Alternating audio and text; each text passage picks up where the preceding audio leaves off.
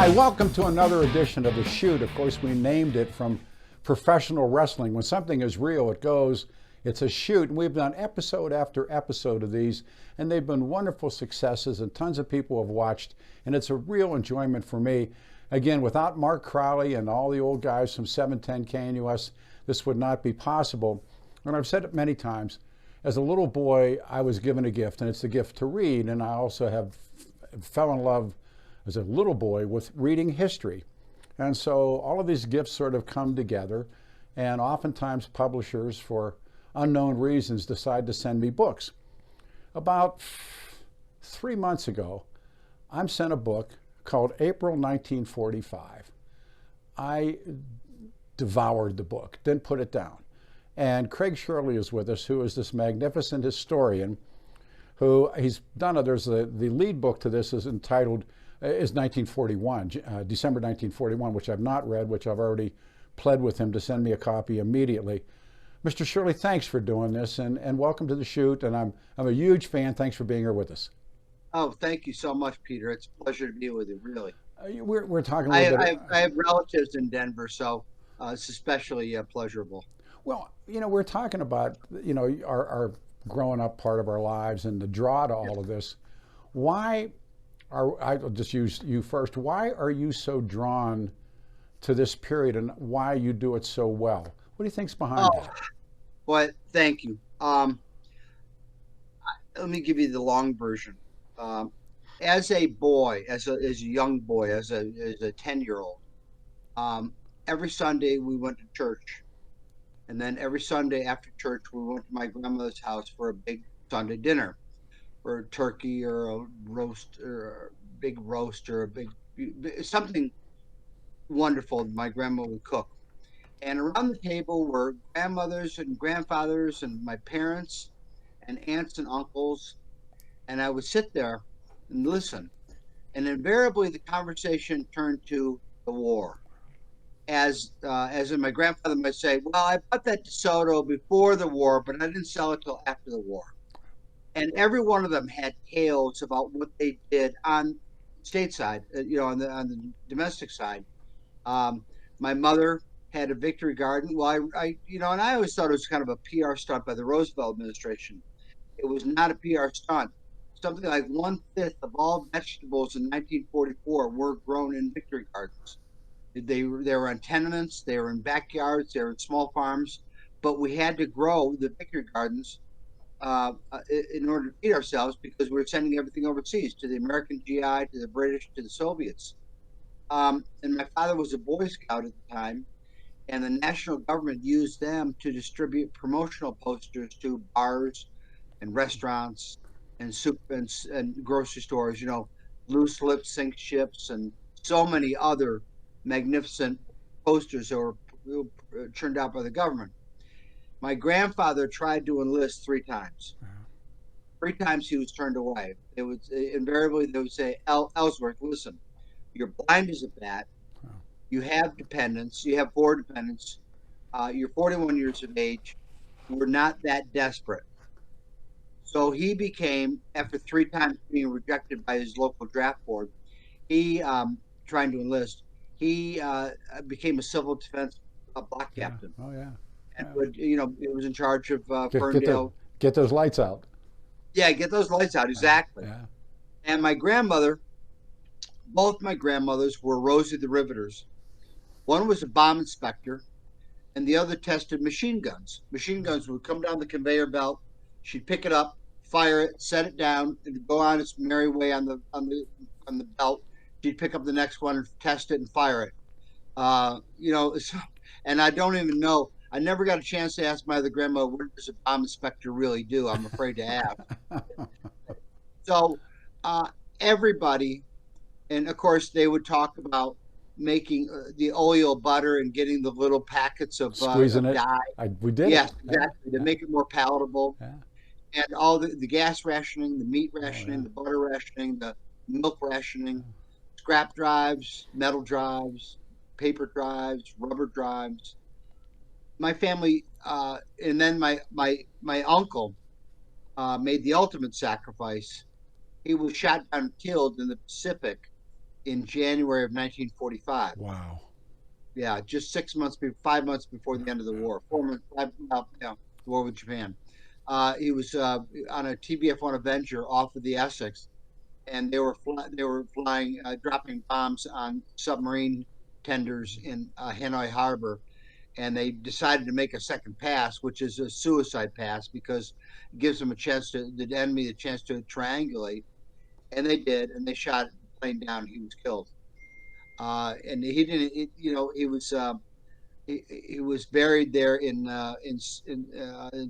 what was French Yeah, Indochina. yeah.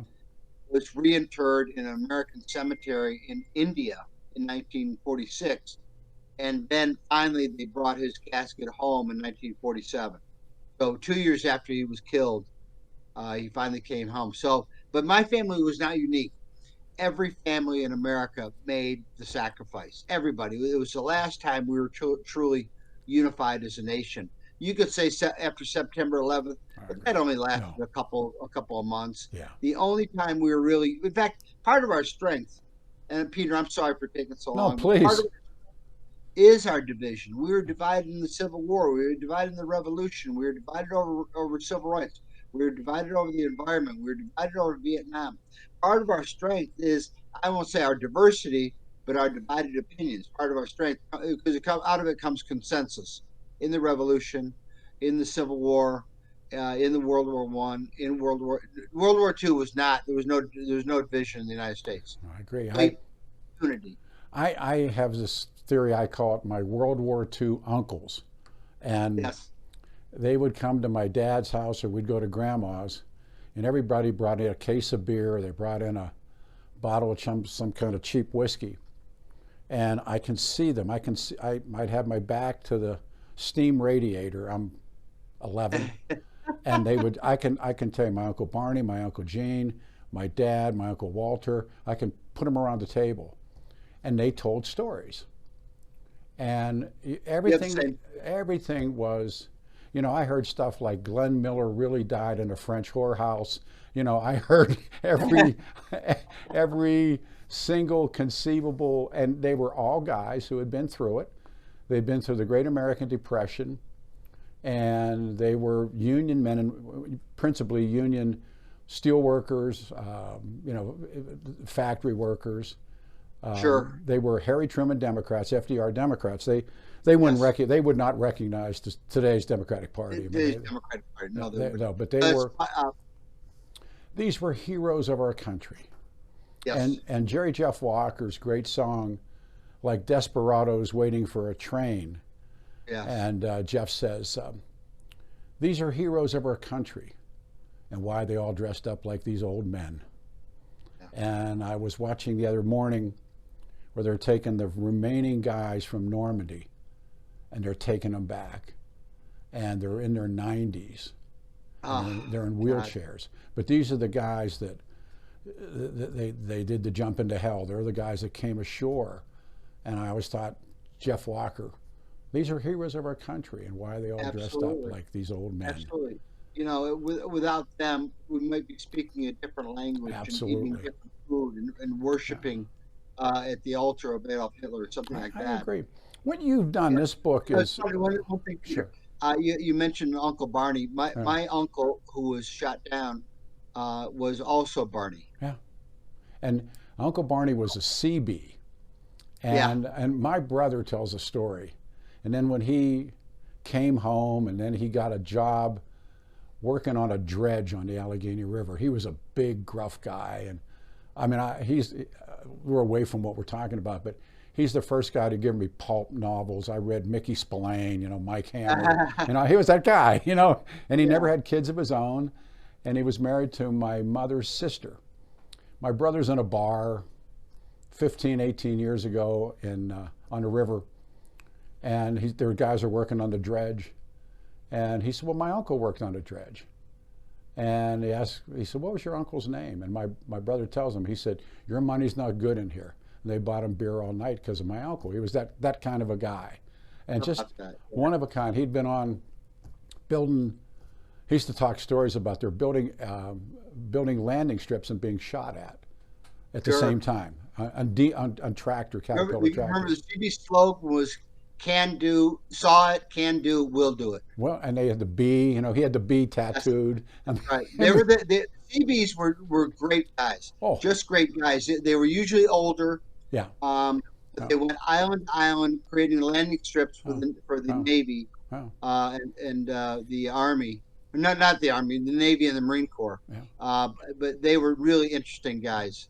My uncle Walter, and a couple of drinks in him, would talk about seeing the kamikazes and how Oh scared he yeah, was about seeing. I yes, mean, yeah, so you're entrenched in all of that, and yet I'm just drawn to it. When your book hit, and when your book comes to the desk, boom, I'm on it. But what I think, what makes you so incredible to me, is oh thank is that you're a vignette writer. You go, okay, da da da, now we jump, da da da, and now we jump. And I don't know if I don't sequentially think. I think I leap, and I come across.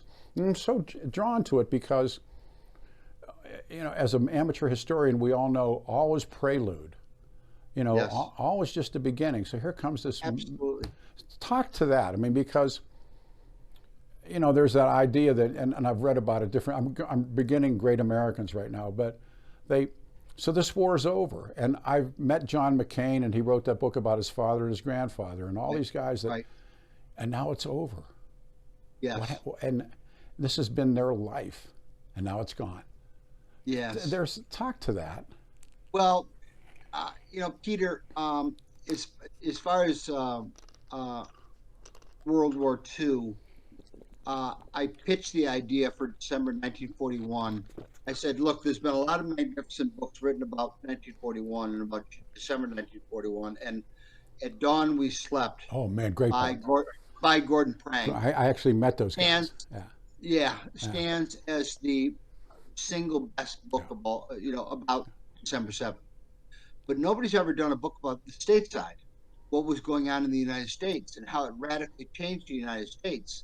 And they loved the idea, and I'll honestly say it became a New York Times bestseller. yeah, Um, and but it was all about what is World War II was simply prologue. yeah. We were a completely isolationist nation in the 1930s, and that was both parties. This is myth that FDR was internationalist Yeah. and Republicans were isolationists. That's not true. It's that some of the biggest proponents of isolationism, like Wheeler, the senator from Charles Bora. Montana, Charles Bora yeah, was another one. Charles Yeah, Bora, or yeah, Charles Lindbergh, or indeed. people from all and FDR in October of 1940 gave a speech in which because Wilkie was charging him with being sending American boys into a unnecessary war, and FDR was forced to say, "Your boys," talking to American mothers, "your boys will not go and die in another European conflict." Also, then said by Lyndon Johnson. That's right. That's Yeah, right. Yes, yeah, yeah, exactly. yeah, Yeah, exactly. So we go from in 1940, we go from completely isolationist. Don't forget is that there were 4 or 5 neutrality acts passed by a Democratic Congress, signed by a Democratic president, including one which stipulated that American troops could not leave the North American continent. yeah.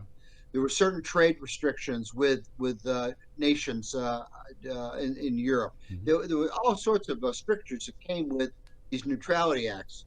So they have to all be undone once December 7th happens. Congress has to undo them, and Roosevelt has to embarrassingly sign what he had only signed a few years before. But we go from a completely isolationist country to 1945. Now we're completely internationalist. Yeah, We have the Marshall Plan. yeah, We have the forming of the United Nations in San Francisco. Is that one Republican congressman from Michigan was so drunk on internationalism, he proposed an international printing press in which we print the textbooks yeah, for the children of the world. yeah, So the children of Saudi Arabia would read the same thing as the children of America, forgetting local customs, local politics, local traditions, whatever. It'd just be the same thing. That's how much he was. And of course, Wilkie published a book oh, called One World, yes. right? Yeah. They were looking for ways to create a a one world government, and just ignoring the uniqueness of the various countries and localities. that somewhat fell apart, but it tells you how crazy they were with internationalism after World War II. And also is the rise of the multinational corporations. Yes, I mean, yes, and that later, in personal belief, start to control U.S. foreign policy. It's the rise of yes. it's the rise of the CIA. Um, Good point. Very much. I mean, Good all of point. this stuff is taking place, but it's in this moment. And I want to come back as you write about, when Hitler makes the decision and how insane that is. And then Yes, in the Imperial Palace, how insane that is. yes. And then it It- and then it ends. yes, but as you said before, it's prologue Yes. because the United States changes completely and the world changes Yes. completely because of World War II and because of the actions of one Yeah. madman. Yeah. And all of these men come home, the uncles and everybody comes home, and Yes, and and then everything. It's the same thing with World War One. All the promise, Woodrow Wilson's promises, and all the lies of Woodrow Wilson, and everything takes place. And then, as you pointed out, yes. most modern historians go World War One, World War Two, same war, just No, unsettled. Did you believe that? yeah, Yeah, I do believe no, that. Yeah, no. As a matter of fact, Woodrow Wilson is to blame in part for World War II I agree. because thank you, Yeah, because of Versailles and because I agree. what they did to Germany in I agree. initially. I agree. He's also Woodrow Wilson responsible for the must Middle go East. down in He's history. also, everything that happens in the Middle East today, we still live with what they did Yes, at Versailles. yes. Wilson was one of our worst presidents ever. Thank you. He was also a racist, Big time.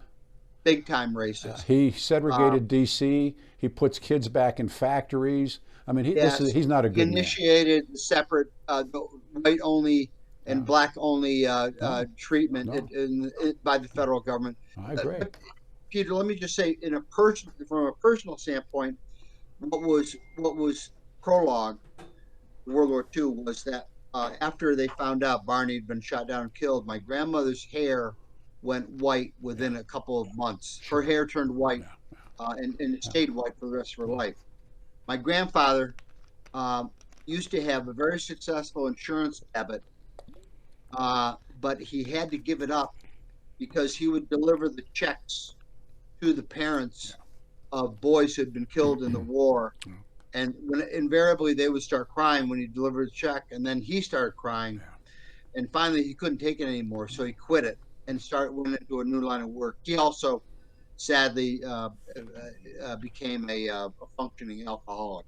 No, it's like, He run a very successful business, and then after 5 o'clock, have yeah, yeah. have some drinks. The, Um, I think one of the reasons why VFW clubs flourished yes, was, you couldn't tell your wife, your mom, your dad what this was about. But if you went down and sat on a bar stool, there's a guy yes, next to you, and not only does he know, he and then so you start to drink and start to talk. And I really firmly believe this, that the VFW clubs survived and expanded yes. principally because nobody believed in therapy, nobody believed in wellness, and because No, agreed. I agree, Peter. I agree 100%. yeah, Absolutely. and they would, Yeah, and American Legions. But I yeah, remember I had a college professor who opened up to me once, yeah, just once. He was in the army in Europe, in a foxhole, yeah, and he was with his best friend. And shelling was happening all around them, and they were terrified through the night. And the next morning, he, he thought his friend was asleep, and he turned him yeah, over, and he's his dead. face was just a pile of goo. That's It gone. was just Yeah, nothing. Yeah, gone, gone. And within 2 feet, it could have been him, and he carried that with him his entire life. yeah, I could see that when he told me for some reason, it was tough getting it out of him. Not that I tried, but um, it was clearly a story he'd not told many people. He kept buried deep down inside, yeah, and like all those guys you talk about, your uncles coming yeah. back. A lot of the stories they kept buried down inside. Oh yeah, you never. Um, one of my dad's friends was a guy we called Uncle Mumbles. Don't ask me why, but Uncle Mumbles had been a nose gunner, and something terrible had happened to Mumbles. To this day, I don't know, but he was a Yeah, drinking buddy of my dad's, and yeah, and but he witnessed something terrible, saw something Something terrible. Yeah, happened. You know, yeah, it's like something happened. Joseph Heller. Something happened. So, Yes, exactly. and so in the start in 1941, there are people that can see this coming. I mean, Yes. they can see it coming. And then, by the way, what do you do with Lindbergh? What do you do with him? Uh, I treat him factually. Yeah. He was the leader of the America First movement. Some people wanted him to run for president in Yeah. Oh yeah. 1945. Oh yeah. Is that he, of course, had that sad chapter in his life with the kidnapping of his Mm-hmm. baby and the death of his baby. So he was always wary about being too close to people. Mm-hmm. He and Anne Morrow Lindbergh were Yeah. very, very private people. Yeah. Uh, but I didn't know at the time that he had fathered 5 different families. I didn't know Yeah. at the Oh time. It yeah. only came to light after I published the book. I always think about the guy who wrote that magnificent bio of Lindbergh 10, 15 years ago, Mm-hmm. Scott Bird, Scott Bird. Um, Tell the and it folks was a, tell the folks in the audience if they haven't read the book about Lindbergh. What? it's a wonderful biography of Charles Lindbergh, but something that comes to light after he writes the book is that Lindbergh had a family in the United States, but he also had 3 families in Europe Yes. and fathered all their children. And it was proven by, it's not Yeah. conjecture or a rumor, it was proven by DNA. Mm-hmm. These children grew up knowing from their mothers their father was a great man, but the mothers would never tell them. And then finally, on their deathbeds, apparently they did. One of them did, and another one put the story together and found out that Lindbergh was this Lothario Yeah. who. So he had clay. Unfortunately, he had clay feet, Yeah. and really one of my boyhood heroes. All my boyhood heroes, Bill Cosby. Yeah. Uh, Yeah. uh, coming to light. It's Yeah. too bad. Don't Uh, don't meet them. We're always told don't meet them. Like. yeah, Yeah. exactly. Yeah. Yeah. And So, um, but I treat Lindbergh factually as a leader of the America First movement, and the America First movement was very powerful up until December 6th, boom. 1941. Boom. They were having national conventions. They had scheduled big conventions on December 8th or December 9th.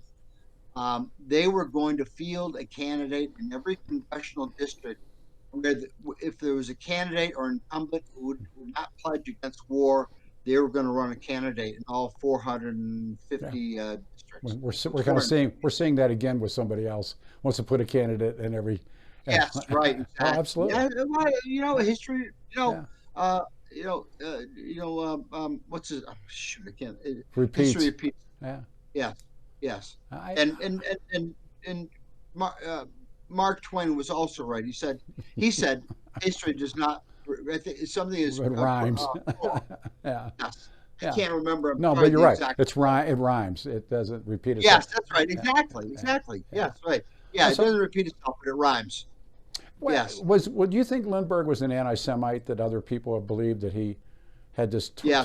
Yeah, I do too. I believe that as Yeah. well. They were a bizarre Unfortunately. bunch, Yes. and he Very. knew Goering, and he and They Anne were were gonna.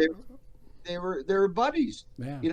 Lindbergh used to inspect the aircraft factories all the time in Germany. Yeah. He was always over there, and I won't say that he was anti-American and pro-Germany, but his head was messed up when it came to where his loyalties lie. And of course, I always reject that idea that FDR was anti-Semitic. It's No. just it's poppycock. If you look at all the guys around him, plenty of Jewish guys were. Yes, that's right. That's Yeah, right. yeah. He's and others. Yeah, that's right. No, Exactly. a lot of the stuff, the fog of history, where this is what makes you I think, so magnificent. But Thank it you. gets lost in. I mean, I remember things that my dad and his brother-in-laws and brothers would say. I mentioned Glenn Miller really didn't die, but Glenn Miller was killed in a French whorehouse. Like, They believed it. I mean, that's how we really. I'm a little kid, but they would say things, that, and I think it was like, I'm sure he died in a plane crash. oh, of course he did, but Yeah, that's right. come on, but it was all of that stuff, and I was enamored by it. And then then I was in the Cold War, and I never realized until much later in my reading how significant the Soviets are. I mean, Oh, and how, and I they're think if we're the yin, they're the yang. if it wasn't for the Soviets, certainly the defeat of Adolf Hitler would have taken a lot longer if, question mark, dot, dot, dot. In that regard, yes. Yeah. The Soviets and what they did. I mean, Stalin was a pain in the neck. He was Mm. just, you know, uh, him berate every time at Malta and where else they met in North Africa. Oh, He was a pain in the neck to Roosevelt and to no, Churchill. no, And really, the credit belongs to Roosevelt. Credit belongs to Churchill no. first, then Roosevelt. And and what the Soviet army, Oh, I mean, they just threw men yes. at the Germans. They didn't fight tactically or No. brilliantly. They just threw men, Yeah. and millions of I don't know how many Millions. millions of men died. 20, Probably who a lot knows? Yeah. more than should have. Yeah, that's exactly right. Yeah, 20 million. Is that you know, not enough credit is given, I don't think, George Patton and the Third Army and their advances through Europe and their advance into Berlin and their discovery of secret Nazi caches filled with priceless paintings and gold and American currency. You know, billions of maybe billions of dollars worth. There's certainly millions of dollars worth of cash, Mhm. and maybe billions of dollars worth of gold ingots that they found. But George Patton's Third Army, they took, you know, something like 1,000 pounds in their march across Europe. They proceeded with precision. And in fact, the Germans always feared Patton more than any other Oh, no. American general, No. any other Allied general. They feared George Patton singularly. They thought he was going to lead the invasion and not Eisenhower. No. They were convinced of that. And But I don't think Patton had been in charge of June 6th. I don't think he would have plotted the frontal assault that Eisenhower did. It succeeded because it worked, but it came at a terrible cost. well, And I don't Patton, think and I'm a Patton reader geek. He wasn't political, and he was who he no, was. I mean, he wasn't. he was. Some people believe alcoholic. Some people believe different things about George Patton. It's like Grant. It's like you Yeah, get these certain characters, yes. In a and certain situation. yeah, and they fit. Yeah, yes. And he was another one of those guys. When the war's over, what do you do? Of course, he's killed, but what do you do? What I one of the highlights of my life. I spent a couple of times, spent a few hours with John McCain. He wrote that book about his father, about Slew and Right. about Popeye. And the grandfather came home. Remember they had Halsey's Typhoon, and he took the blame. And Right. Yeah. he comes home, comes to Washington D.C., has a drink, goes upstairs, gets in bed, and dies. Yeah. Heart attack, killed him. And Terrible. Terrible. but they had nothing else. It was Yeah. now everything that their entire lives were about. Yeah. They were warriors without a war. Out of war. George Patton. George Patton. You can give the list. You know that. What were they all going to do? And the military's being riffed back. Soviets aren't rifting back, but you know Harry Truman wants to get guys home, and then it begins again. Bring the boys home. Yeah. Bring the boys home. And then Yes. it begins. Then it begins Bring again. home by Yeah. the hundreds of thousands. I I know there's lessons in here. What are they? Strength is a virtue. Yeah. Is that, as Reagan said, trust but verify. Yeah. That was proven by Neville Chamberlain and Adolf Hitler, wasn't it? Oh man. Yeah, yeah. That was the lesson. At Munich. Yeah. At Munich. Yeah, yeah, Yeah. yeah. Peace in our time. Yeah. Nonsense. Hitler was a liar. Yeah. The Chinese are liars. Mussolini was a liar. You know, Mussolini was right a down the liar. list. Yeah. That's an important point, Peter. There are two things that come to mind, which looking at this analytically, not politically or not patriotically, but looking at this just analytically. Germany made two huge mistakes, and so did Japan. One is that they opened up a second front with the war on the Soviet Union. Right. Is that they were winning against Churchill. Churchill was fighting bravely, valiantly, but until we intervened, they're not pushing the Germans back. We're leaving. In fact, at Dunkirk, the British soldiers are leaving. I forgot my train of thought. Oh, yes. So he opens up two-front war, and that was a mistake. The second is neither Japan nor Germany ever developed a four-engine bomber, a long-range bomber that could aid them in going after the small islands in the Western Pacific, or go after Great Britain effectively with time over London or over military targets. They only developed two-engine bombers, which did not have the range of a B-17 or a B-24, B-25, or B-29. And of course, we were, under LeMay and Boeing, we were constantly seeking to improve our air capacity, and the B-29 was obviously developed specifically for long range bombing and to drop the little boy and fat man on Japan. And then it begins again, and that's the great sadness, and it's also the brilliance of history. That how long was there really a moment of peace? Not very long. Not very long. Well, Peter, nobody realizes the Japanese just launched a new hyper-sized aircraft carrier, which is named after the lead aircraft carrier, the Akaga. Yeah, I know. It bombed. I know. It carried the planes to bomb Pearl Harbor and carried the planes to try to invade Midway. And the Japanese just launched it, and they still celebrate Pearl Harbor as a great military victory. Oh yeah, they still celebrate. National character and nationalism, it's politically incorrect to talk about it, but it's real. Yes. I, as a reader when I was in school, and I read a lot of Stalin. And Stalin, and so they're at Yalta, and they're talking about what are we going to do with the Germans? And it's Wilhelmina of the Netherlands, how she gets into the mix. But he tells her in a letter, twice in my lifetime, they've been at our throats.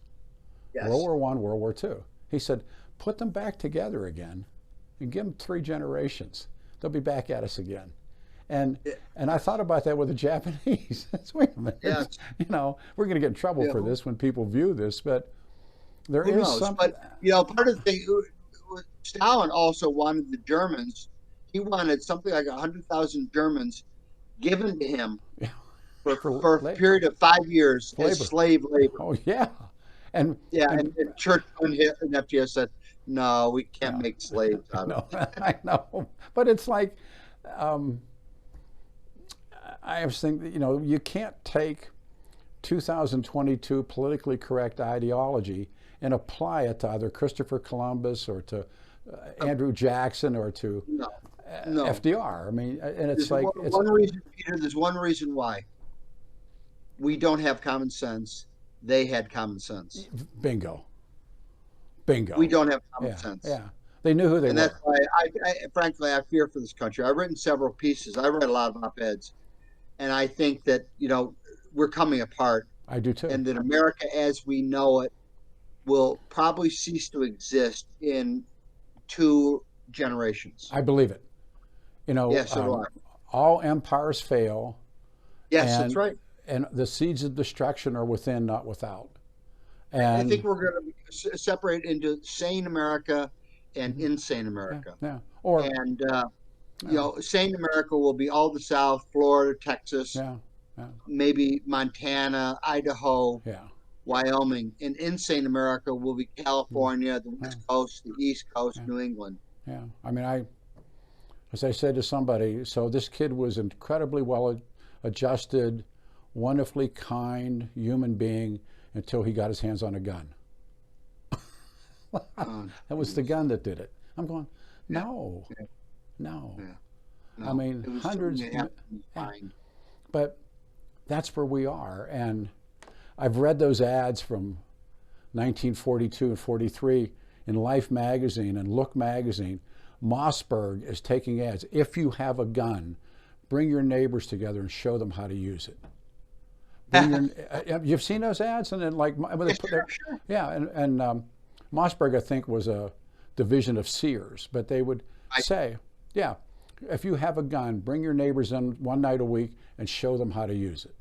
Yeah, which developed a very fine shotgun, by the way. Yeah, but the point was, we didn't know what was going to happen. I mean, 1942, this country's on the ropes. Oh, we were prepared for an invasion They of were the coming. West Coast by They the were Japanese. coming. Yeah, no, they were Is coming. that we had brownouts, we had blackouts, we had air raid warnings, we had all sorts of things. We thought there were sightings supposedly of planes about to bomb New York and Boston. Oh, we were in full-throated panic. yes. This is all in December 1941. Yes. But we're in full-throated panic. I want that book. I want that book. Okay. All right. I'll make sure the publisher sends you one. Yeah, well, Mark will give you that. Lee, first of all, how much I enjoy your book, and then how much I enjoy being with you. Well, I want to, again, sell Mr. Shirley's book. It is vignettes. He doesn't, this makes him a wonderful read. You go along with a couple of 3-4 paragraphs about inside the Führer bunker, and then suddenly we're someplace else. And Yes. I mean, to me, that's the gift, because I'm so ADD that you're going boom, boom, and I just loved it. So, everybody has their own style. That just happens to be my style. Leave me one thing on Reagan. I know you're a Reagan scholar. Leave me one thing on Reagan that you think a lot of people really don't know. When Reagan was leaving the White House in 1989, he was doing the usual exit interviews with the networks, one at a time. And NBC reporter, I think it was Tom Brokaw, I'm not sure. I think it was Tom Brokaw, asked Reagan a very unusual question, which was, Mr. President, was there anything from your days in Hollywood that helped form you to become a better president? Reagan thought for a moment, and he says, I don't think you can do this job and not be an actor. Yeah. And some people laugh at that, Peter, but I thought there was incredible wisdom. Oh, man. Shakespeare was right. Play's the thing. Falls the thing. Right? He said many times about standing on the stage, a mere puppet on the stage. But presentation is half the battle. Yeah. George Washington never went into battle without wearing his finest army regalia. Yes.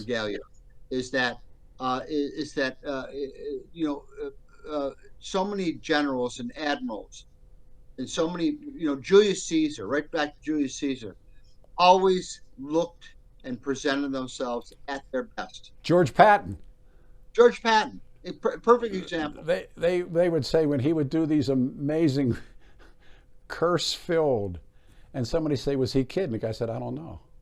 I mean, didn't want people to know. Was he putting was that, no one knew. And when he would get out there and do that stuff, and the guys would be in awe of him, and they'd say, was he? And that goes, we don't know. And they never know. They never knew. His age didn't know. And oh man, come back, do this again. I'd love to. No, guys like you are. I have a lot more Reagan stories, by the way. So well, let's book for in about 3 weeks, 4 weeks. I'll get 41. We'll come back. Okay. We'll do Reagan. Take care of yourself. You're important. You are too, Peter. Thank you. You are too. Be safe. Thank you. Thank you. Great and day. done. Thank you.